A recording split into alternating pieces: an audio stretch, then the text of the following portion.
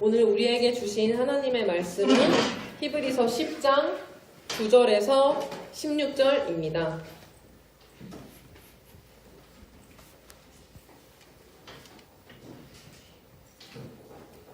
히라고 써 있어요.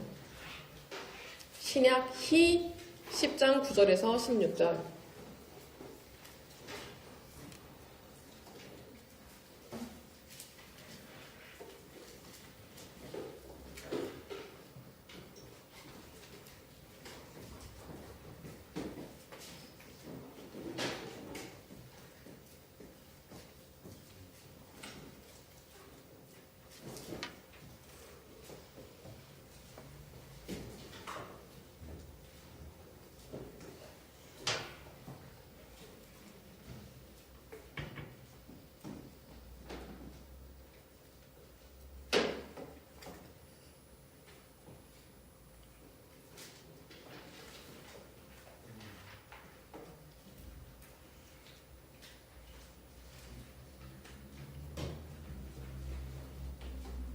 다 찾았죠, 이제?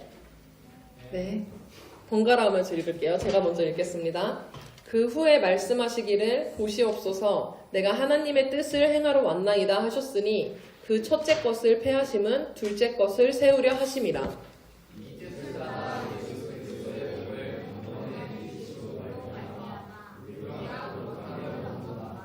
제사장마다 매일 서서 섬기며 자주 같은 제사를 드리되 이 제사는 언제나 죄를 없게 하지 못하거니와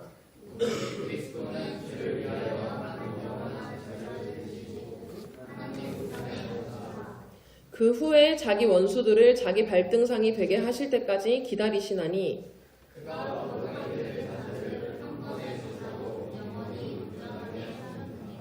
또한 성령이 우리에게 증언하시되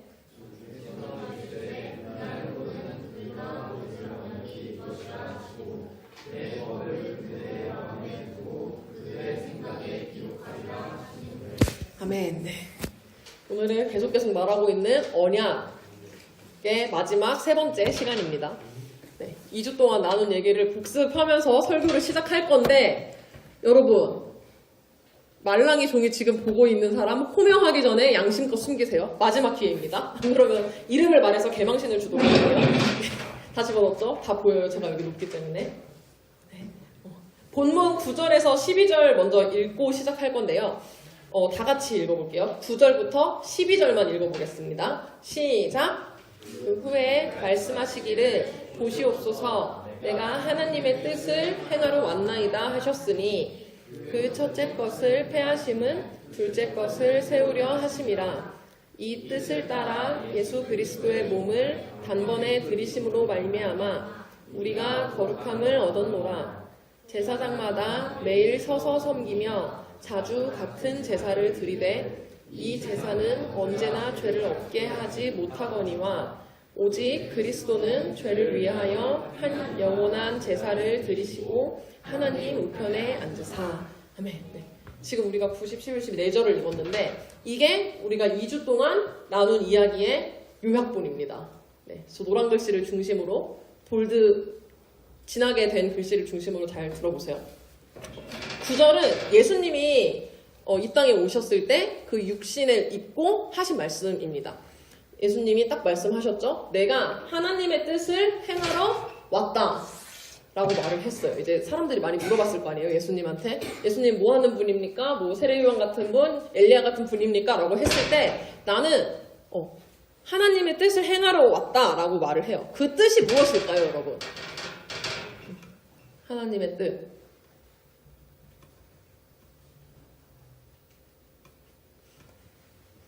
뭐 같아요, 희연아? 내리고 말해도 돼요. 찬이. 네, 구원입니다. 네. 하나님의 뜻, 구원을 의미해요. 우리 2주 동안 얘기했죠? 하나님이 우리 인간을 하고 싶어 하셨는데 그것을 예수님이 이루려고 이 땅에 오셨다라는 이야기입니다. 구체적으로 속죄, 십자가 통해서 이루셨죠? 이야기했죠? 첫 번째 제사를 폐하시고 제거하시고 두 번째 완전한 제사를 세우셨어요. 예수님이. 어떻게 세웠냐면 예수님이 직접 제물이 됐던 거지. 기억나죠? 나요? 네, 나죠? 이를 위해서 직접 제물이 되셔서 우리의 모든 죄, 내가 평생 지은 앞으로도 지을 그 모든 죄를 없애주셨습니다. 내 죄를, 우리의 죄를 덤터게 쓰시고 제물이 되신 거예요. 그리고 그것 때문에 우리가 거룩해졌다. 10절에 나와 있죠. 거룩함을 얻었노라 라고 말을 하고 있습니다. 구약에서의 제사는 그 효력이 아주 제한적이었어요. 효력이 제한적이다 라는 게 무슨 말이냐면 제사를 한번 드렸을 때 그 제사가 할 수 있는 역할, 그 효과가 아주 작았다는 거야. 예수님에 비해서 아주 부분적이고 제한적이었다는 겁니다. 왜냐면 그때는 제사를 드릴 수 있는 사람이 이스라엘 사람들밖에 없었어요. 맞죠? 우리가 복음으로 예수님이 오시기 전에는 이스라엘 사람만 하나님의 구원의 대상이었기 때문에 이스라엘 사람만 그 제사를 통해 속죄받을 수 있었고요. 심지어 그 사람들도 내 죄 하나를 퉁치고 싶을 때마다 동물 하나가 필요했어. 매번, 매 제사마다. 그렇기 때문에 제사장들은 그 수많은 제사를 위해서 맨날 제사를 드려야겠지. 예를 들어 우리 교회로 치면 공목사님이 너네가 죄 지을 때마다 나와서 제사를 드리는 거야. 그러면 맨날 동물만 죽이셔야겠지. 앉을 틈이 있을까 없을까? 없어. 계속 서서 계속 일하시고 계속 제사 드리고 이렇게 해야 되는 상황이었던 거예요. 근데 그와 달리 예수님은 단번에 몸을 들이셨대요. 그리고 지금 어디 계셔? 12절 보면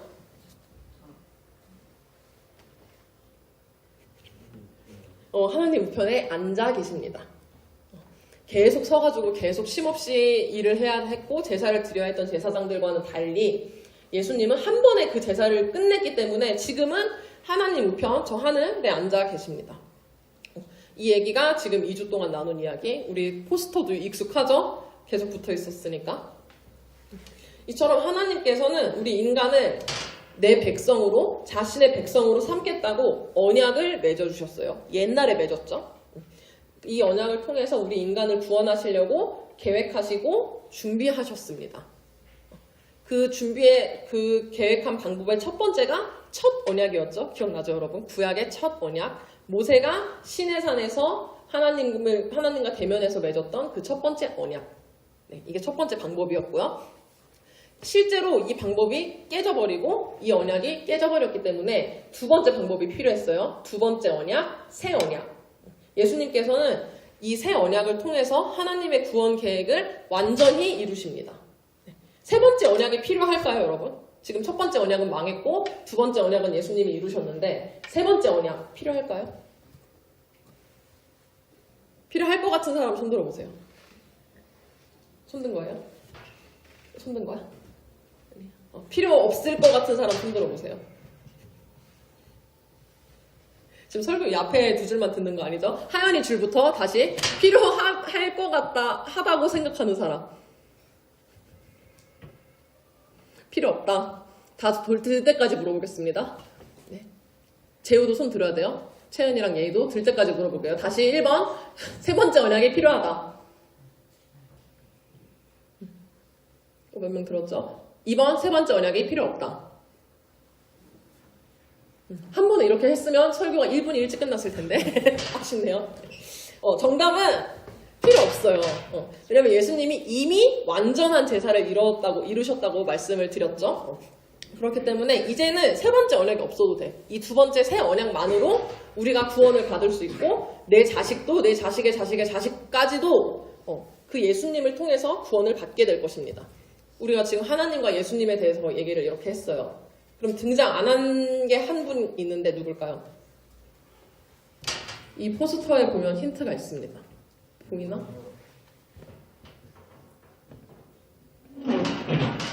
네, 맞아요. 성령님에 대해서 얘기를 안 했죠. 오늘은 성령님이 이 언약에 하나님의 구원 계획에 어떻게 참여하시는지, 어떻게 함께 사역하고 동역하시는지 살펴보도록 하겠습니다. 오늘 본문 16절 다 같이 읽어볼게요. 시작!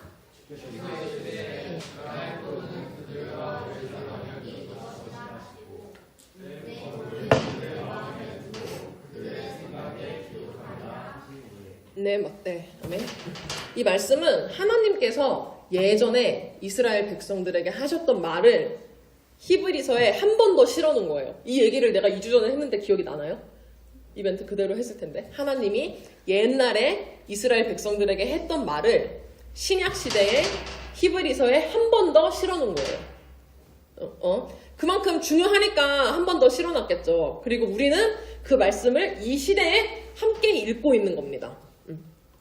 예전에 하나님께서 이렇게 말씀하신 거예요. 주가 하나님인데 하나님이 이렇게 말을 하는 거예요. 내가 그들과 이런 언약을 맺을 거야. 그 언약의 내용이 저 두꺼운 글씨인데 내 법을 하나님의 법을 사람들의 마음에 두고 사람들의 생각에 기록할 거다. 이게 하나님께서 과거에 말씀하셨던 이야기입니다. 원래는 예레미야의 이 부분이 있는데 예레미야 버전으로 조금 길어요. 이거 다 같이 읽어볼게요. 시작!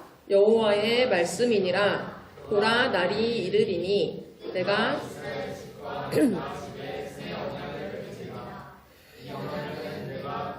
조상들의 손을 잡고 애굽 땅에서 인도하여 내던 날과 같이 아니할 것은 한편이 되었어도 그들이 내 언약을 깨뜨렸음이라. 여호와의 말씀이니라. 그러나 그날 후에 내가 이스라엘 집과 맺을 언약은 이러하니 곧 내가 나의 법을 그들의 속에 두며 그들의 마음에 기록하여 나는 그들의 하나님이 되고 그들은 내 백성이 될 것이라.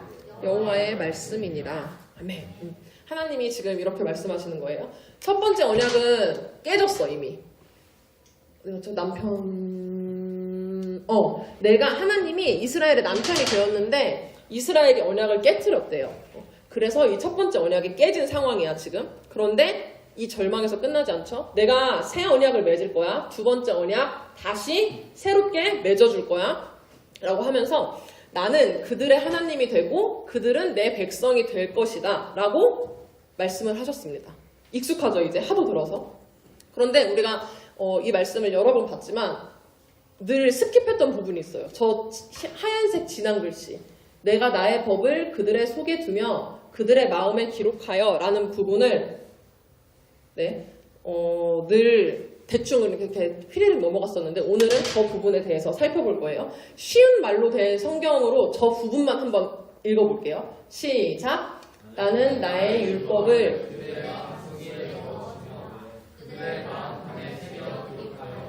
나는 그들의 하나님이 되고 그들은 나의 백성이 될 것이다. 아멘. 이게 지금 위에 나와 있죠? 첫 번째 언약이 아니고 두 번째 언약, 새 언약에 대한 내용이에요. 맞죠? 여기까지는 모두가 동의하고 이해가 되죠? 그런데 익숙한 단어가 하나 보여요. 율법. 우리 여호수아 시험에도 나오는 그 율법. 여러분 율법이 무엇인가요? 지연아, 율법이 뭘까?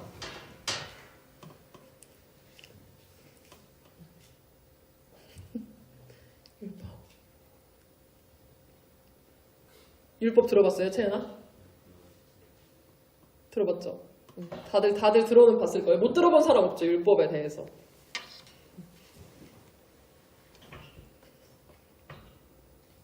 다들 대답 안 하니까 내가 말할게요.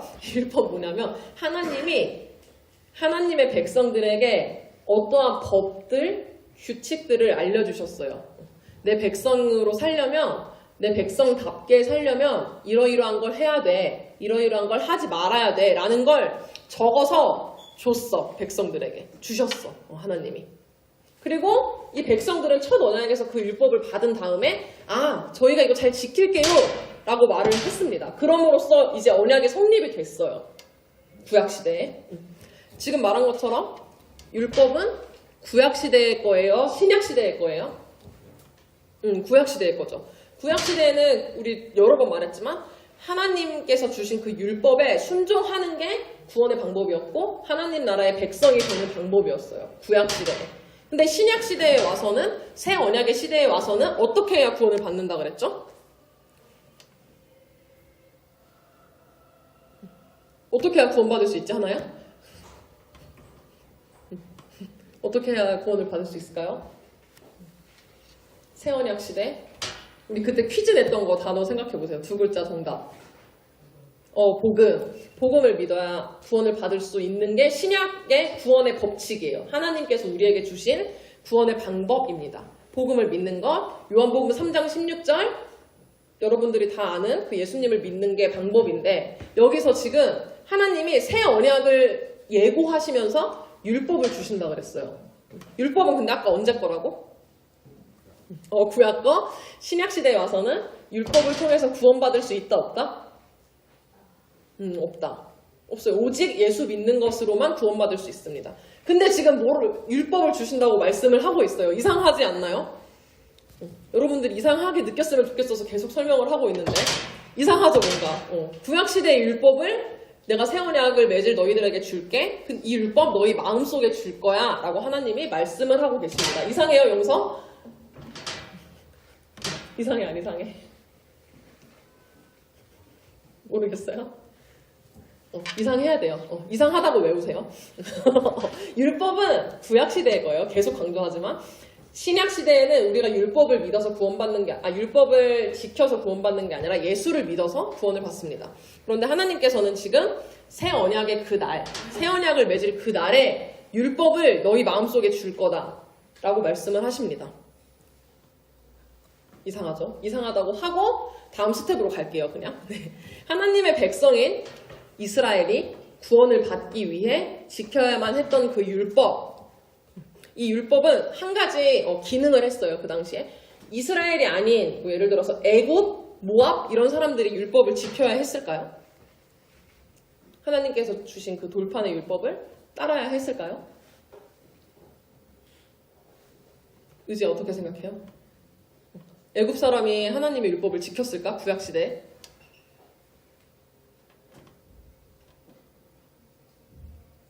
OX로 하면 돼요. 안 지켰을 것 같아요? 성훈이는 어떻게 생각해요? 안 지켰을 것 같아요? 맞아요. 왜냐면 이거는 하나님의 백성에게만 주어진 거예요. 하나님께서 자기 백성인 이스라엘에게만 이 율법을 주고 너네가 다른 민족들과 다르게 이 율법을 지키고 그 율법을 지키는 것을 통해서 내 백성임을 인증할 수 있는 거야 라고 정체성을 지켜주는 역할을 한 거예요. 율법이. 이해가 되나요? 이 율법을 지키는 것이 이스라엘만의 어떤 특징, 이스라엘만 지켜야 하는 의무기도 했지만 그 의무 때문에 이스라엘이 하나님의 백성일 수 있었던 거예요. 다른 민족들은 하나님께서 이거 율법을 안 주셨고 지킬 필요도 없었고 그러니까 그냥 남남이었던 거죠. 그냥 쟤는 어떻게 살든 이었을 수도 있어요. 그 시절에는. 이처럼 율법이 이스라엘을 다른 민족과는 구별되게 이스라엘을 하나님의 백성으로 규정하고 보증했던 역할을 했습니다. 이런 의미에서 율법은 언약의 보증서라고 말할 수 있어요. 보증서. 설교 제목 다 같이 읽어보겠습니다. 오늘 설교 제목 시작. 네, 여러분 보증서가 뭔지 알아요? 보증서.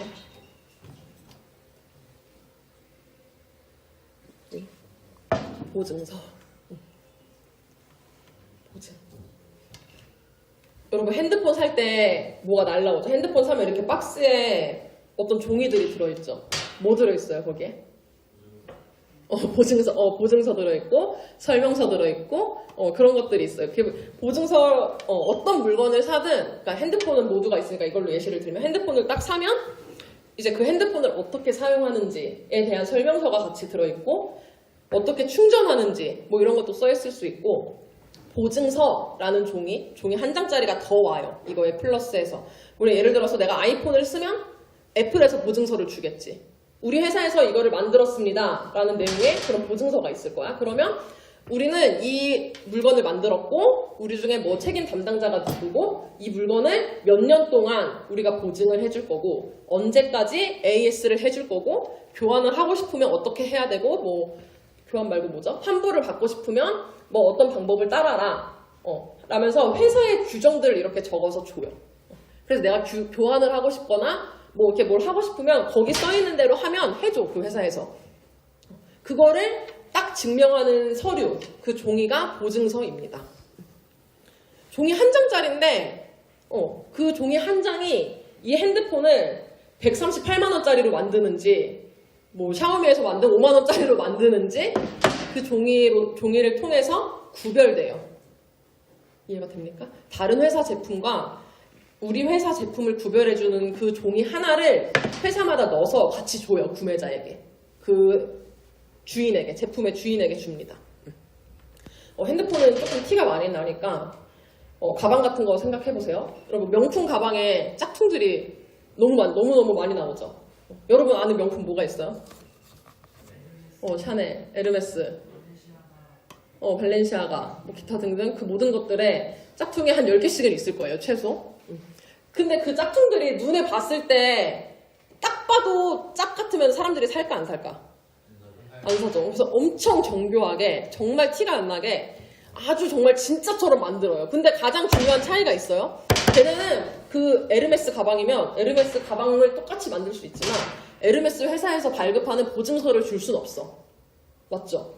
그건 에르메스 회사에서만 만드는 거야, 그 보증서는. 걔네 도장에 찍혀 있고, 걔네만의 뭐 그런 회사 룰들이나 이런 게 있어서 구매자들에게 안내를 해주는 거지. 이거 우리 회사 거 맞아요? 우리 브랜드 거 맞아요? 이런 식으로. 이 종이 한 장이 그런 역할을 합니다. 이 제품이 당신에게 있는 이 물건이 우리 회사께 맞고 우리 회사에서 이거를 보호해 줄 거야. 우리 회사에서는 당신이 이거를 뭐 어떻게 하고 싶을 때 이러이러한 절차에 따라서 해줄 거야 라고 보증을 합니다. 이게 보증서예요, 여러분. 보증서. 보증서. 언약과 율법 얘기로 다시 돌아와 볼게요. 아까 율법이 언약의 보증서라고 했죠. 이스라엘이 하나님과 언약을 맺은 후에 하나님께서 주신 이 보증서와 같은 율법을 없애버리고 막 그 돌판을 막 때려 부수고 안 지켜. 그러면 이스라엘은 더 이상 하나님의 백성이 아니게 되는 거죠. 불순종하면 백성에서 탈락. 까딱하면 나가리라고 누가 그 쪽지에 썼었는데 그 하나님께서 주신 율법을 제대로 안 지키고 파기하고 불순종하면 그 보증서를 제대로 보관하지 못하면 더 이상 이게 그 회사 물건인지 뭔지 회사에서 책임져주지 않습니다. 하나님도 마찬가지예요. 내가 그 당시 구약에서 율법을 제대로 안 지키고 뭐 불순종만 했다면 그냥 그 사람은 더 이상 하나님의 백성일 수 없게 됐습니다. 그 시절에는요. 이게 보증서로서의 율법의 역할이기도 했어요. 율법을 잘 지키는 게 그러한 표식이 됐으니까. 그래서 아까 전도사님이 좀 이상하죠? 라고 했던 말씀을 다시 한번 떠올려 볼게요. 한 장 혹시 네 맞아요. 저 이산했던 저 말씀. 나는 나의 율법을 그들의 가슴 속에 넣어주며 그들의 마음판에 새겨 기록하여 나는 그들의 하나님이 되고 그들은 나의 백성이 될 것이다. 에서 율법은 10계명을 여러분들이 다시 지켜야 구원을 받는다는 이야기가 아니라 이 보증서의 기능을 하는 무언가를 너네 마음속에 넣어주겠다라고 약속하신 겁니다. 비유예요, 비유, 여러분. 진짜 율법을, 진짜 이 10계명 돌판을 내 마음속에, 내 머릿속에 넣겠다는 게 아니라 그렇게 다른 백성과 이스라엘을 구분해주는 기능을 했던 그 율법을 비유해서 표현한 겁니다. 그러니까 내 마음속에 하나님과의 새 언약의 보증서가 있다, 없다? 있다. 보증서가 있다는 거예요, 여러분. 마음에 뭐 여러분들이 10계명 외우고 뭐 이런 것도 있을 수 있겠지만 그것과 별도로 하나님과 내가 새 언약, 두 번째 언약을 맺었다는 그 보증서가 있다는 겁니다. 그러나 다들 너무 공부를 열심히 했죠. 어제 영준이도 조금 일어나시고 그게 마음속에 있다고요. 원래는 구약시대에는 이 계명, 율법이 어디에 새겨져 있었을까요? 어디에 새겨지고 어디에 기록되어 있었을까? 눈에 보이는 돌판. 돌판에 있었죠. 돌판에 하나님이 새겨서 직접 모세에게 주셨습니다. 그런데 그 옛 언약의 보증서는 이제 X야, X. 이제 없고요. 새로운 보증서를 주세요. 새 언약에 걸맞는 새 시대의 보증서. 여러분들의 마음속, 구원받은 자들의 마음속, 하나님과 언약을 맺은 사람들의 마음속에 있는 그 마음판의 보증서, 마음판에 있는 율법을 주십니다. 그러면 우리는 그 마음판의 율법을 잘 지키고 잘 보관하고 잘 따라야겠죠. 이거를 어기면 어떻게 된다 그랬어요? 저버리면 관계는 끝나. 그 회사랑 내 물건의 관계가 그냥 증명할 수 없이 날아가 버리는 것처럼 하나님과 나의 언약도 다시 한번 고민해 봐야 돼요. 이 마음판의 율법을 없애버린다면. 그러면 드디어 결론 부분까지 왔어요. 이 마음판에 새겨 기록된 율법, 새 언약의 보증서가 무엇일까요, 여러분? 여러분 마음속에 있는 하나님과 나의 언약의 보증서. 다시 말하면 내가 구원받았다는 증거가 될 수도 있어요. 이게 뭘까요? 영준이가 말한 거예요, 지금? 뭐라 했어요? 오, 들었어요, 여러분? 박수 한번 쳐줍시다. 네. 영준이 엎드려 있는 줄 알았더니 나도 잘 들었네. 성령님이에요, 성령님, 여러분. 이거 성경 구절 좀 많죠? 잠을 깨기 위해 한 명씩 시켜보겠습니다. 영서, 제일 위에 거 고린도서 읽어주세요. 보여? 안 보이죠? 체린이 읽어주세요, 그러면. 시작.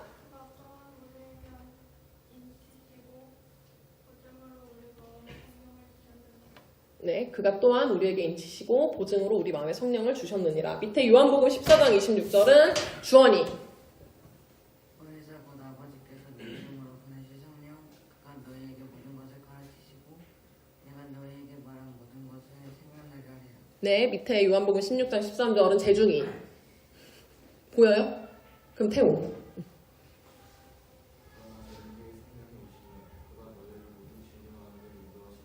네, 갈라디아서 5장 채은이. 네, 여기서 지금 공통적으로 나오는 게 뭐죠, 다? 네, 성령. 성령이 우리 마음에 있대요. 고린도서 1장 22절이 아주 중요한 말씀인데, 그가 여기서 말하는 그가 하나님이거든요. 하나님이 우리에게 보증으로 성령을 주셨대요. 보증, 아까 알았던 그 보증, 이 보증 같은 말이에요. 하나님이 나랑 언약을 맺으시고 그 보증서 같은 성령님을 내 마음에 주셨다, 이 이야기입니다. 그리고 결론적으로 맨 밑에 보면은 우리는 그 성령을 따라서 행해야 한다라고 성경은 말하고 있습니다. 이 보증서를 잘 보관해야 된다고? 잃어버려도 된다고? 보관해야 된다, 잘 지켜야 된다, 따라야 한다라는 맥락에서 이렇게 말을 하고 있습니다. 성령님이 하는 일에 대해서 이 가운데 두 구절이 말을 해주고 있는데요. 눈으로 읽으면서 들어보세요. 구약에서 율법이 했던 기능이랑 역할과 되게 비슷해요. 물론 성령님은 율법을 초월하는 분이지만 간단하게 이해를 돕기 위해서 살펴보면 이스라엘 백성들은 율법을 통해서 하나님에 대해서 배웠습니다. 율법의 내용을 통해 하나님이 어떤 분이고 하나님이 뭘 좋아하는지 하나님께서 뭘 싫어하는지를 배울 수 있었어요. 율법을 통해. 그 역할을 이제 성령님이 해주신다라고 두 번째 구절에 나와 있죠. 성령님이 모든 것을 가르쳐 주실 거다라고 말을 합니다. 그리고 또한 그걸 통해서 우리가 어떻게 살지도 결정하고 실제로 행할 수 있었어요. 그 율법의 내용을 보고 하나님이 이거를 이렇게 좋아하시니까 내가 이렇게 해야겠다. 혹은 하나님이 이 행동을 싫어하니까 내가 안 해야겠다. 라는 거를 결정해주는 지침서 역할을 했습니다. 여기 써있죠? 맨 밑에 성령을 따라 행해야 된다는 게 이러한 맥락입니다. 율법이 가르치는 대로, 율법이 말하는 대로 했던 것처럼 구약시대의 사람들이 우리는 새 언약을 맺은 우리 안에 있는, 우리 마음판에 있는 성령님이 말씀하시고 성령님이 가르치시는 대로 따라가면 돼요. 그런데 하나 조금 특별한 게 있어요. 한 장 넘겨보면 요한복음 15장 말씀인데요. 내가 아버지께로부터 너희에게 보낼 보혜사 곧 아버지께로부터 나오시는 진리의 성령이 나를 증언하실 것이요. 이 말씀은 예수님이 하신 말씀이거든요. 그러면은 밑에 한번 다시 읽어보면 진리의 성령이 예수님을 증언한다 라고 말을 하십니다. 희연아, 예수님이 성령님이 누구를 증언한다고요?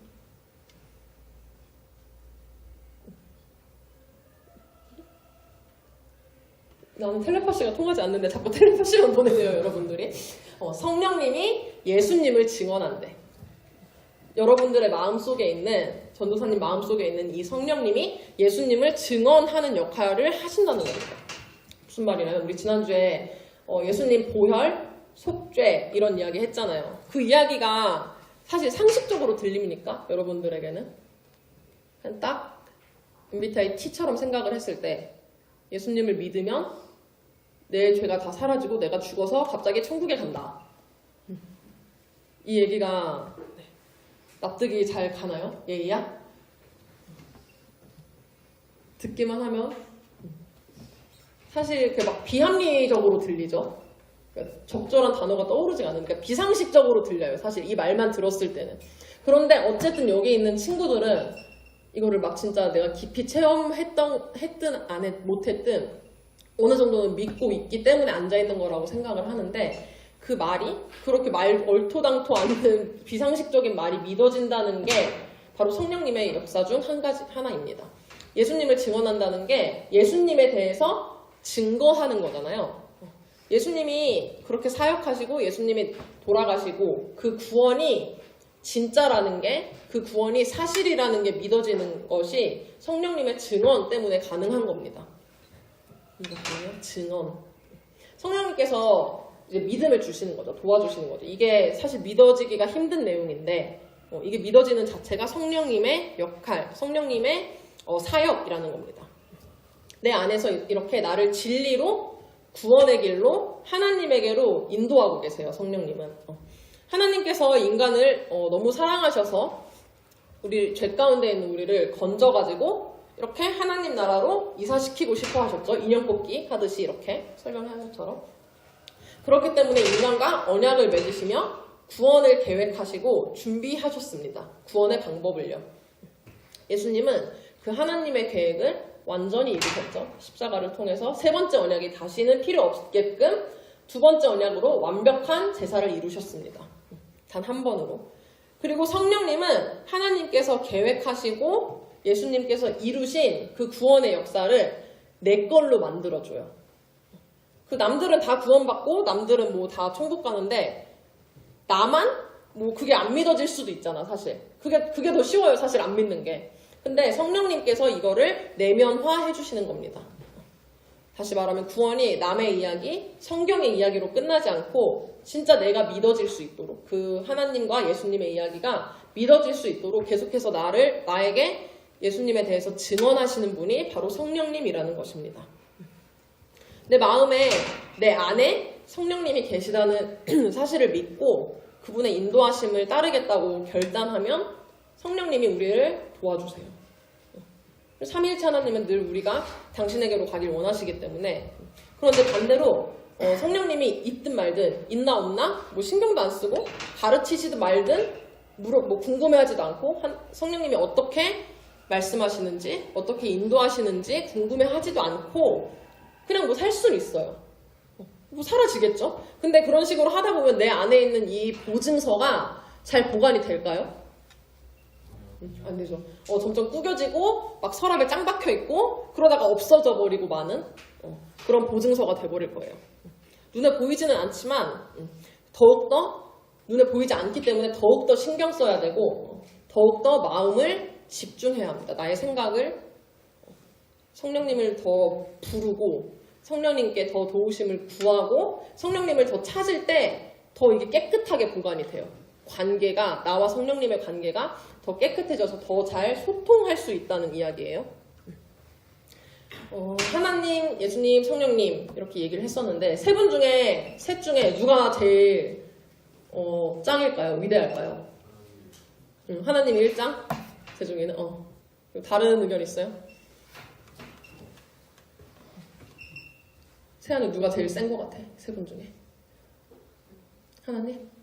하나님이 인기가 많네요. 예원이 하나님? 다 하나님이에요? 하나님 아닌 사람? 다 똑같이 중요하다. 아, 박수. 네, 맞아요. 여기 내가 적어놨어. 근데 다들 이렇게 대답을 할 줄 몰랐는데, 이거는. 하나님, 예수님, 성령님 중에 누가 더 위대하냐? 누가 나를 구원했냐? 이런 건 아주 멍청한 소리예요. 라고 내가 적어놨는데. 삼위일체 하나님이 찬이 말한 것처럼 완벽하게 협업하신 거예요. 협동. 나 한 사람을 구원하기 위해서 하나님이 구원을 계획하시고 예수님이 속죄의 사역을 이루시고 성령님은 끊임없이 나에게 그 사실을 믿어지도록 증언하고 계십니다. 내 안에서. 협동. 막 누가 더 잘났냐 누가 더 세냐 이런 게 아니라 동일하게 나 한 사람을 위해서 함께 사역하고 계시는 겁니다. 그래서 마지막으로 찬양하고 마무리할 건데요. 요즘 화이틴에서 가장 핫한 찬양 하도록 하겠습니다. 뇌절 찬양이라고 그런 학생도 있었는데 네, 하나님께서 세상을 사랑하사 네, 찬양하시겠습니다.